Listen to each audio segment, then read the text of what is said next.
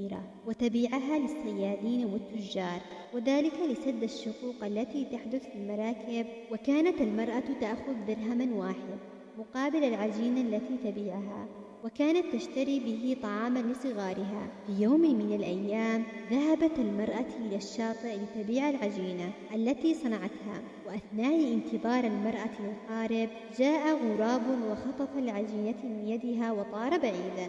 حزنت المرأة وبكت وقالت لربها: صغاري سيموتون من الجوع، لا أملك سوى هذه العجينة، لماذا يا رب سمحت للغراب أن يسرق العجينة مني؟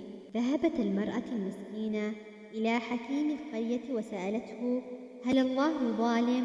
فأجابها الحكيم: الله ليس بظالم.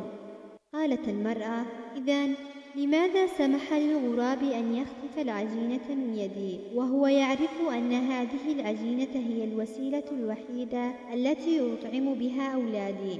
فأجابها الحكيم: أنت لا تعرفين حكمة الله في تدبير الشؤون، انتظري قليلا والله سيعوضك أضعاف، فهو يحبك أكثر مما تتخيلين. في أثناء هذا الحديث خبط على الباب 10 تجار يهللون من الفرحة، وقالوا للحكيم: لقد أنقذنا الله اليوم من الموت. فطلب منهم الحكيم أن يحكوا له ما حدث. فقال أحدهم: نحن 10 تجار كنا في عرض البحر، واصطدمت المركب في إحدى الصخور، وحدث تشققات، وبدأ الماء يتسرب بداخل المركب، كنا سنغرق، فطلبنا من الله أن ينقذنا وسيعطي كل واحد منا 100 درهم للفقراء. وفجأة جاء غراب يحمل عجينة فألقاها لنا، وقمنا بسد الشقوق ونجونا بمعجزة عجيبة. إليك 1000 درهم،